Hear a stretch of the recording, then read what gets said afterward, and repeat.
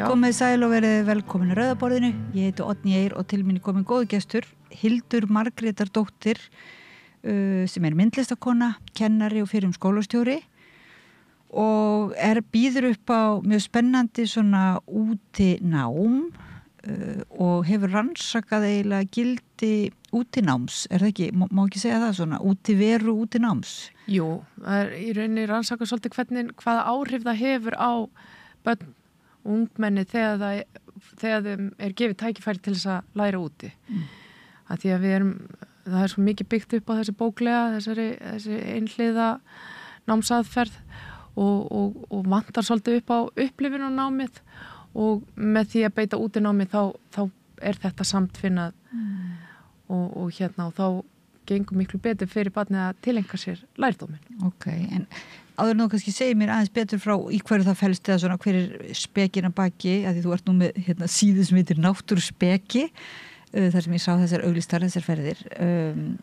en má ég bara spyrja þig svona kannski á forvitni, hvernig kom til að þú fórst, að því þú ert með reynslu í kennslu, hvernig kom til að þú ákvaðst að þróa þessar eða rannsaka þessar leiðir? Kom það til af því að þú sást að skólakerfi var ekki nógu gott eða? Nei, í rauninni það, ég sem sagt í grunninn myndlistakona og ákvaði eftir 15 ára hark að nú komið ég þyrfti að afla tekna. Og þá var búið að opna í listaháskólanum, listkennsludeildina og ég sótt og eftir 1 ár þá var ég komið með kennararéttindi og réði mig í Valdorfsskóla sem í Reykjavík, Sólstafir og í Valdorf-kennslufræðinni þá mikil áhersla lögð á reynslumiðanám og upplifunarnám og útinám og nemendur fara alltaf í vettvangsferðir og það bara fast einu sinni í viku, bara allir dagurinn undirlagður í vettvangsferð og ég kendi þar ég var með sama bekkin í 8 ár og við fórum alltaf einu sinni í viku og ég tók bara eftir hvað það var bara allt öðruvísi að kenna þeim úti heldur en inn í skólastofu og það var bara á allan máta, félagslega, andlega, þau fengu líkamlega hreyfingu, þau voru afslöppuð, krakkarnir sem áttu erfitt inn í skólastofunni, þau blómstruðu, þau komast út, það voru engin veggir, þú þurftir ekkert annað en bara að vera og þarna sá ég einmitt, já, þetta er leiðin. Ok, og sumir kannski myndi hafa ágjör af einhverju námsmati eða samræmdu árangri, þú veist, sumir kannski, maður getur sér fyrir sér bara svona stjórnlausan hóp í slittu einhver staðar, það sem kannski ekki mikil það sem getur ekki miðla miklu en það er ekki raunin. Nei, þá notarðu tímann til þess að leggja inn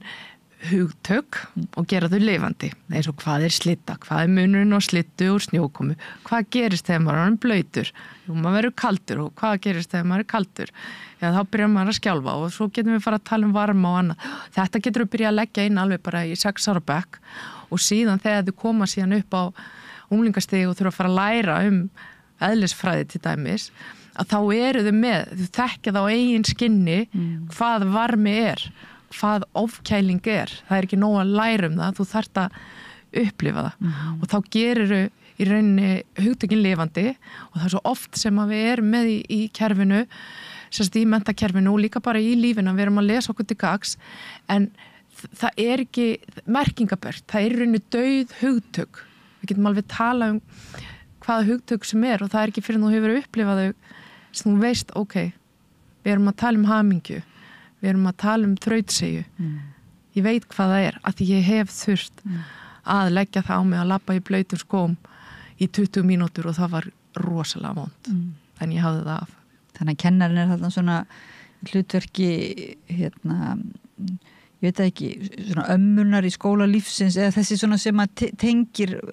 þetta einhvers konar Íslendingar náttúrulega bara sem kannski mentuðust ekki mikið, alþýðu fólk var samt hámentað oft ef það var einhver sem gat einmitt tengt reynsluna eða rætt það eða svoleiðis. Já, einmitt. Og svo bara við þessi áherslu á skólastofuna og allt inn allir lokaðir inn í skólastofu bara stóran hluta lífsins. Nákvæmlega, og þetta eru börn og það er svolítið, ég upplega svolítið sorglegt og þegar maður labba fram hjá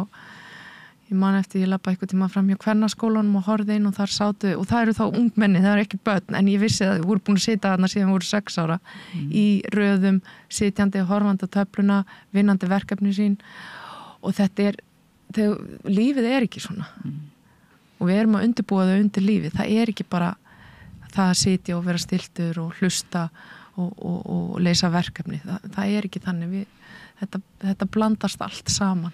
og það ekki nóg bara að fara einmitt út svona hugmyndinu frímínútur eða svona skólaferðalag eða svona þetta svona sem af og til eða eftir skóla þvælast garða sem kannski minna af einmitt því að krakkar eru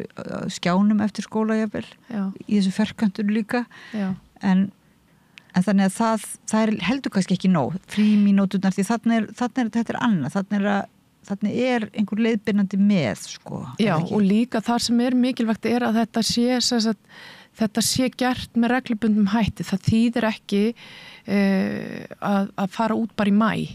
af því að þá þarf það að tikka í bóksið þau eiga að fá lífsleikni á staðnum og þá bara drífa sig allir út af því að það allt í einu komið 15 stiga hiti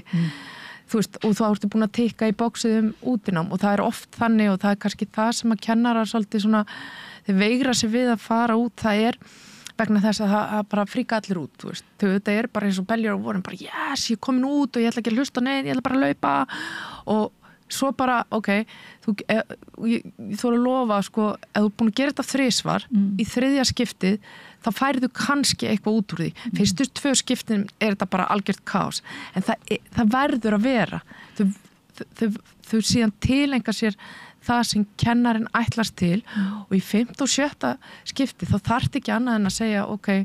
nú ég að skrá í dagbækurnar, nú ég að teikna það sem fyrir augum ber, nú ég að koma orða og þær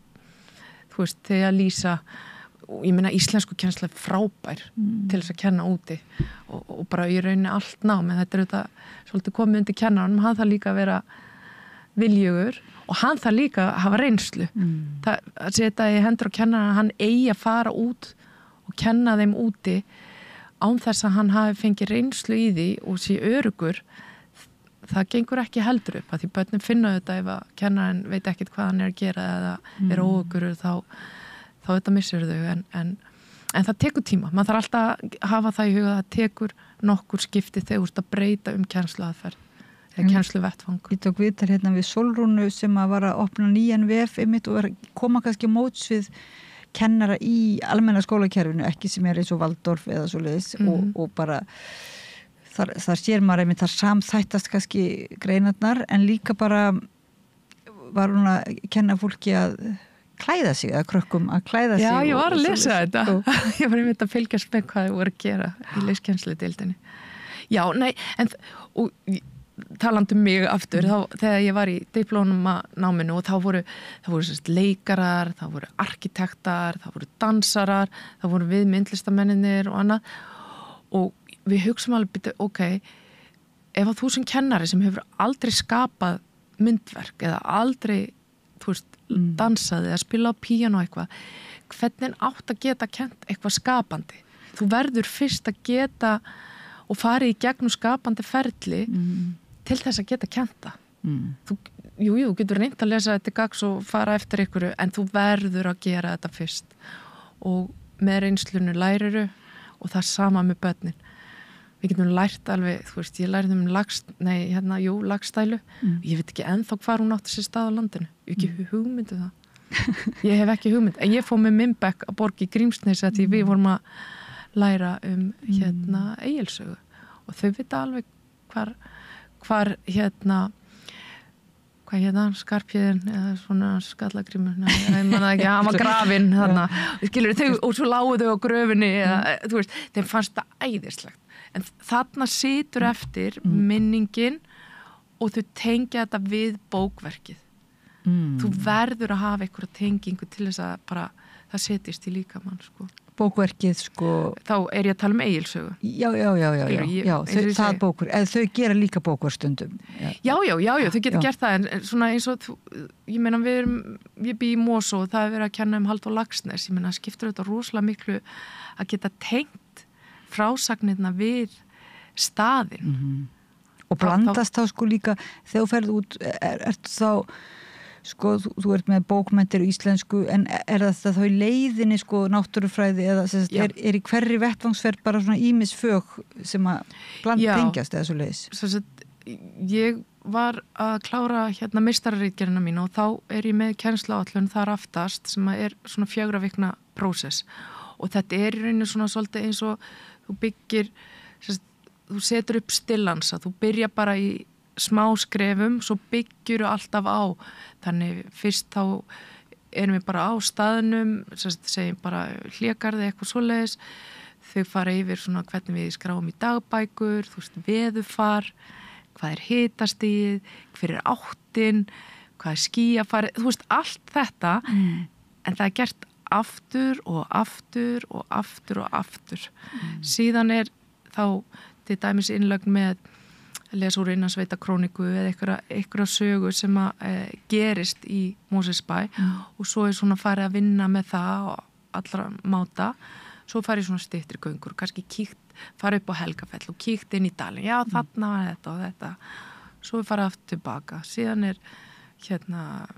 farið að hugsa að fara í göngu og þá þurfum að æfa okkur. Hvernig getum við haldið okkur úti í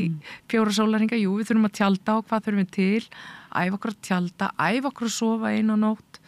pakka saman og allt þetta og svo í 3. viku að fara í 4 daga vettvangsferð þar sem er bara gengið og svo er gist og svo eru leyst verkefni á leiðinni en alltaf gefið svigrúm fyrir svona frjálsan leik og sjálfsuppgötvun og þetta er óendalegt sem hægt er að gera. Það er málið. En þetta er að því að við erum með skólakerfi sem er svona eins og það sem er svona viðminna stundaskrá jú, nú þurfum við að fara í sund, nei, þú veist að þá er ekki þetta svigrúm fyrir kennara, ok, ég þarf 4 tíma til þess að kenna þetta. Já, en þyrfti mikið að breyta sko svona í almenni námskrá og þú veist til þess að svona búa til þetta svigrúm, heldur það að væri hægt að koma þessu inn í? Sko aðalnámskrá er mjög sveigjanleg. Þú getur alveg, þú mátt gera bara, þú getur rökstutt hvernig þú gerir það og segir við skólastjóra, heyrðu, ég ætla að vera hérna í viku og við ætlum að ganga Laugaveginn og ég ætla að fara í þetta fag og og skólastjóra segir bara frábært, aðeinslegt. Þá er það alveg hægt, en við erum svo föst og þetta er auðvitað bara svona samantengt. Við erum svo föst við það sem við þekkjum og það er þessar stundarskrár, það eru 40 mínútur, það eru 30 mínútur. Síðan kemur næsti kennarinn, tekur við hópnum og svo kolli og það stýrir okkur rosalega mikið. En, þú veist, það þarf bara einhver að brjóta þetta og svo bara að sýna árangur og árangurinn hann er auðvitað oft bara, það er ánægja, það er betri athygli, þau efla þrautsegju, félagslega tengst eflast líka við útiveru. Þú veist, þú situr alltaf með saman bekkjarsystkinin í þínu, þarna eru þau að blandast. Þannig það er rosalega margir möguleikar og þeir eru allir sem hæfnum við með í aðalnámskrá líka, hvað sem það er þá undir lífsleikni, jafnrétti, lýðræði og mannréttindi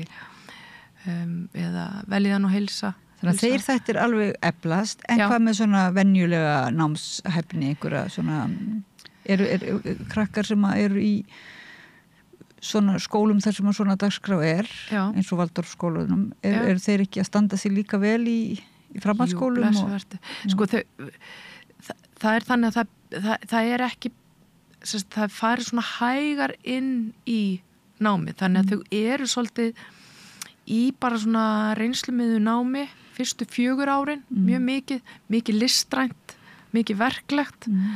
og það er talað að eins og með lestur að þá er sko kurvan nú er erfitt að lýsa kurvu en ef við horfum bara á skálínu sem fer frá 0 og upp í 90, segjum það bara, að þá er hún bara jafnhalla frá 1. upp í 10. bekk í almenna kerfinu ef að má svo segja og síðan með þessum hætti að þú byrjar hægt þá er hún er hægar upp en svo verður veldisvöxtur þannig í 5. bekk, 7. bekk, þá byrjar svona veldisvöxtur og svo eru þau búin að ná þeim í 10. bekk eru þau bara algjörlega, en þau hafa farið hægar inn, þau eru orkumeiri, þau hafa meiri áhuga og þau eru meiri með ásetning hvað þau ætla sér. Því það ekki svo búið að, skilur, það ekki verið að hamra á nei, þú passar ekki inn í kúrfuna, nei, við þurfum að gera þetta og þetta og sem kvíðavaldandi bæði fyrir barnið og foreldra. Þannig að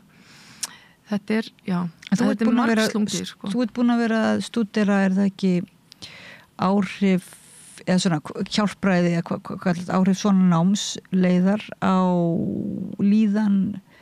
hvað það, unglingsdrengi, eða hvað var? Já, ég skoðaði aðeins bara umræðan líka þar sem maður hefur séð sem kennari, að það oft, það óþolinmóði, það svona kergja stundum og það auðvelt að leysa með því að bara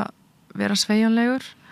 og og leiður komin út og þú ert ekki með fókus á svona bóklega drifin nám sem að þeir sjá oft ekki tilgangi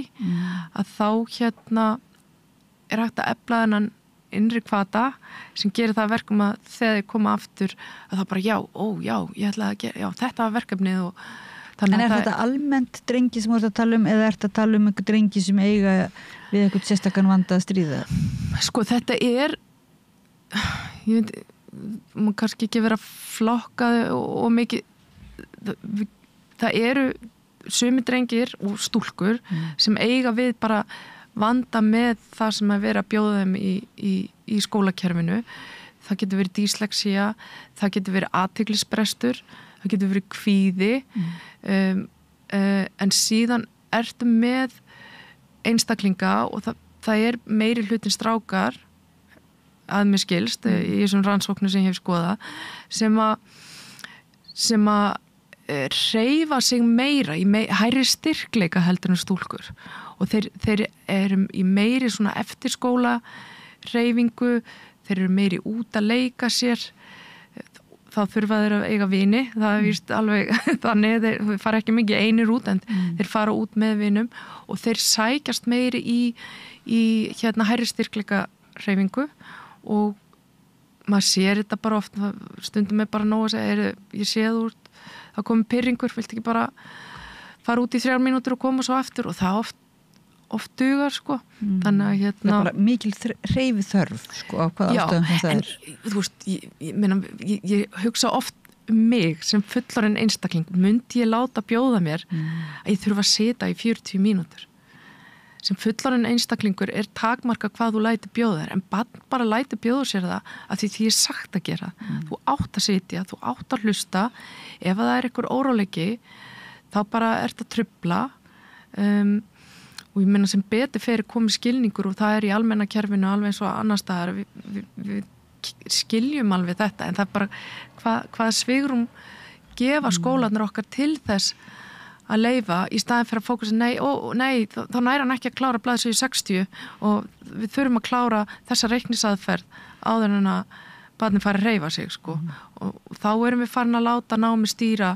líðan barnsins og ef að barninu líður ekki vel, þá getur það ekki lært frekar en við getum ekki setja og hlusta í 40 mínútur með athygli ef okkur líður ekki vel ég heyri alveg rödd hérna frá einhverjum hlustanda ég veit ekki hvað hlustanda heyri svona að segja en hvað með sjálfstjórnina og sjálfsagan ekki gott að læra það að klára þetta reiknistæmi áður en þú skellir þeir út til að laupa í kring en þú getur líka sko, það getur líka orðið til neikvæð upplifun af námi og það þú veist, ekki galið en það ekki gott þú vilt ekki fara þangað að nemandi upplifir það sem neikvætt að þurfa þú þarft að gera þetta og þá verður neikvæð upplifun nám verður að vera áhugadrifið eiginlega það bara grundvöllur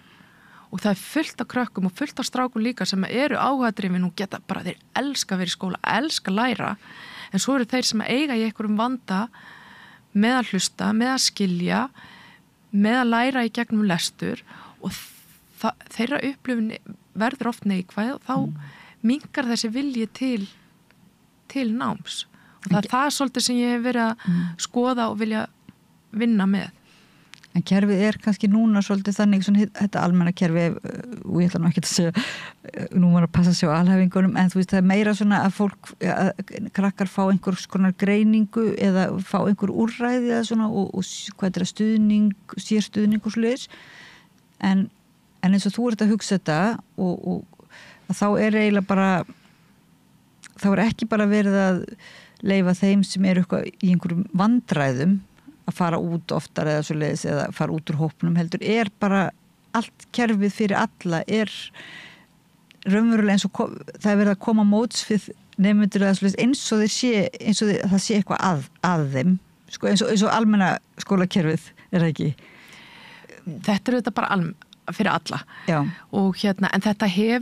þetta rannsóknir sýna þetta hefur jákvæð áhrif á líðan þeirra við það að komast út. Það hefur jákvæð áhrif á athyglisgetu þegar þau koma inn aftur. Það hefur jákvæð áhrif á félagsleg tengsl og börn sem eru í minnihlutahópum eins og tvítingbörn sem erlenda foreldra og annað sem að stundum einangrast eru kannski ekki í frístöndum eins og íslensku krakkarnir og annað. Þau hagnast mest á því að fá að vera úti með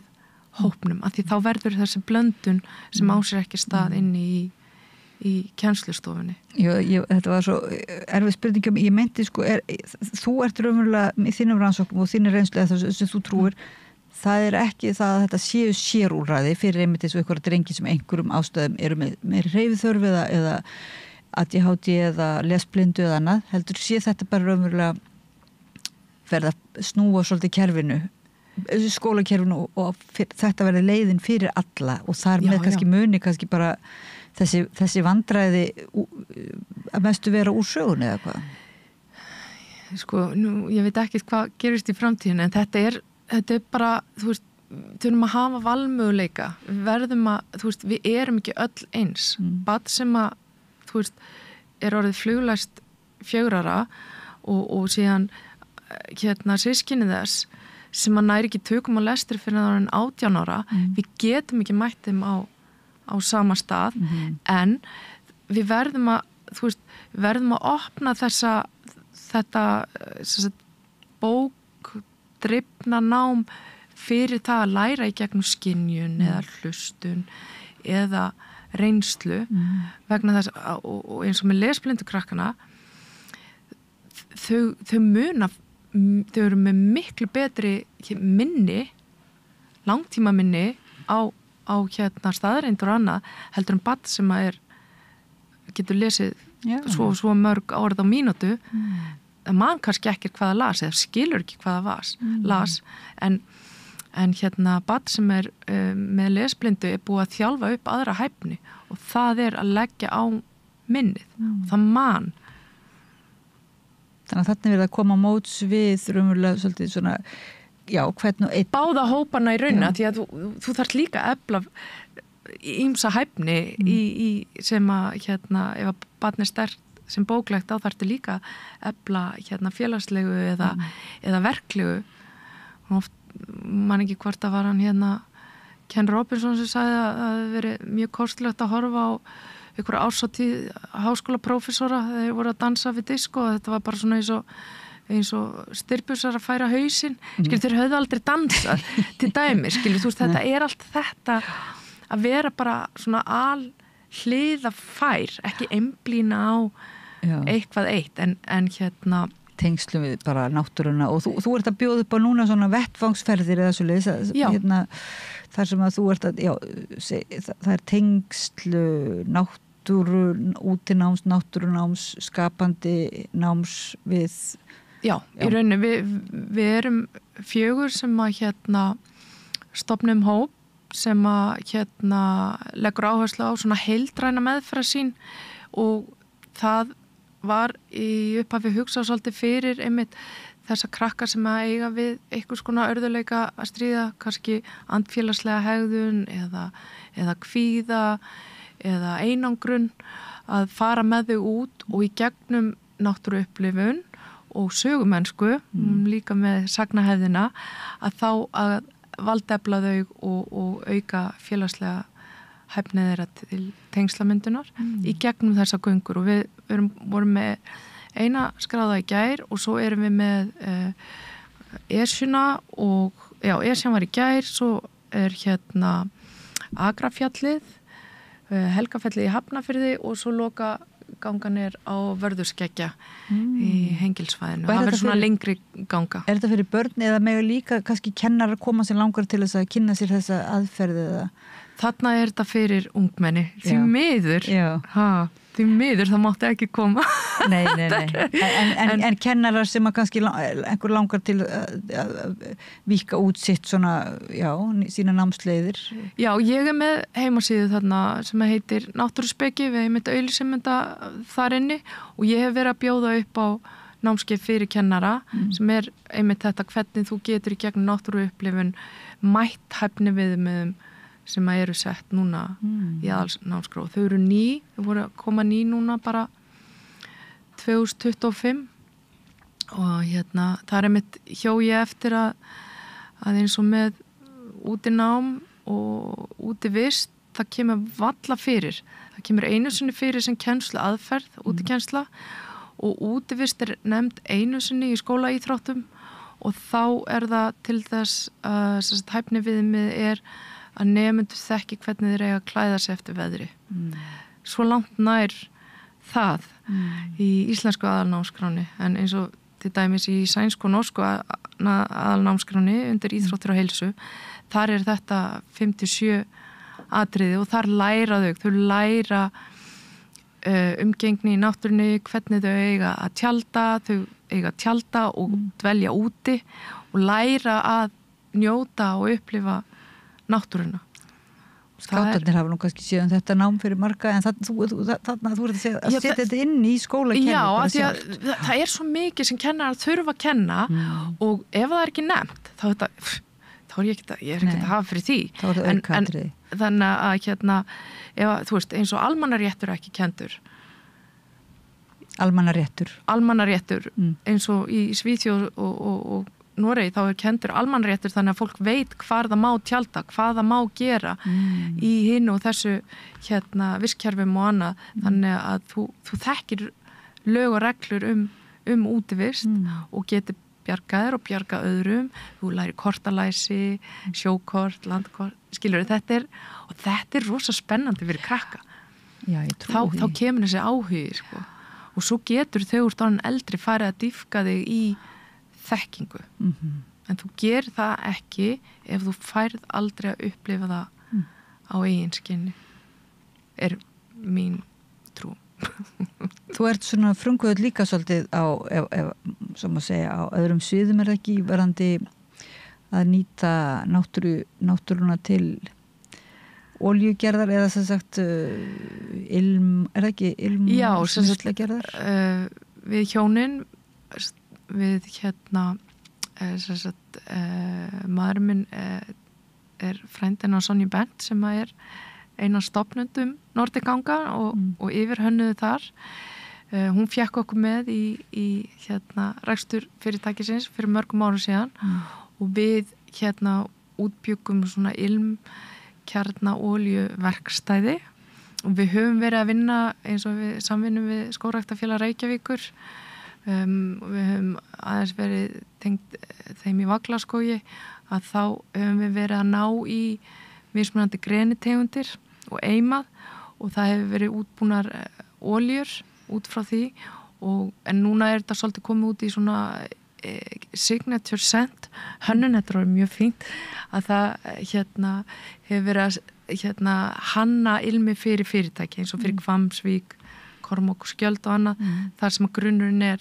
íslenskar ilmkjarnaoljur og það er mikil fræði á bak við það og mjög merkilegt hvað í rauninni mikið náttúrulækningar í þessum grenitegundum sem hafa verið plantaðar síðustu 50-60 árin. Það var nú kannski gaman þá, já, þetta var hluti af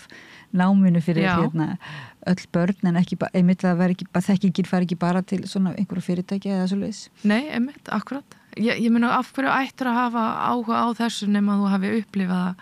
sem krakki að vera út í skógi og það líka eitt að við verðum að kenna nemendum sem að verða stjórnendur eftir 20 ár, hvort sem það í stjórnmálum eða í fyrirtækjum, að umgangast náttúruna, þekkja náttúruna, byrja virðingu fyrir henni og í rauninni þykja vænt hana. Þau munu taka ákvarðin hana og ef þau hafa aldrei farið í göngur eða aldrei upplifað fegurðina í náttúrunni og eiga svo að fara að taka ákvarðanir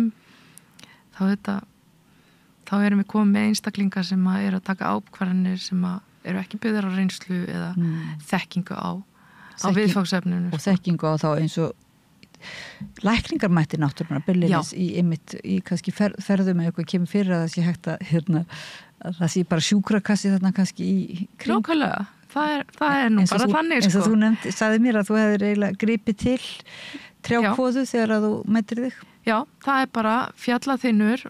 balsamþynnur, það eru svona blöðrur á trénu sem að maður stingur á ef maður sker sig, smyr því á sárið og það dregur úr bólgum, límir saman sárið og það er ekkert plástur. Hugsa, það var nú gott ef að þetta kemist inn í almennt nám. Já, en þetta er kennt eins og í Norður-Ameríku, þetta indjánarnir, þeir vissu þetta og þeir halda utan þessa þekkingu. Ég meina við höfum verið að nota fjallaling og hvönnina, vallhumall, rosalega góðu fyrir magaverk, það er fullt af þessu og ég meina öll lyf eru í grunninn komin úr náttúrunni, svo eru þau bara gerð inn í tilraunastofu, auðvitað átt að bara tína maríustakk og hvönn og drekka það á mótnana og það er ekkert eitthvað bólgueyðandi sko. Og hvað þetta er skemmtilegu skóli sem að ég vona verði að veruleika. Já, takk. Hildur Margrétardóttir, kennari og náttúruspekingur og myndlistakona. Já. Og ilmgerðarkona. Já, alkemisti. Hjartans þakkir fyrir að koma að rauðaborðinu og segja okkur frá nýjum námsleiðum út í náttúrunni. Og ég bendi hlustendum og áhorfendum þá á að kynna sér einmitt þessar námsleiðir. Við nefndum þarna vefinn náttúruspeki er ekki .is. Jú. Svo þökkum við fyrir hérna í þessum litla skóla og förum í frímínútur. Ég heiti Oddný Eir og Pétur Fjellsteð var með mér að varpa þessu samtali yfir til ykkar. Hjartans þakkir. Samlokubrauð, maltbrauð, tékkneskt brauð,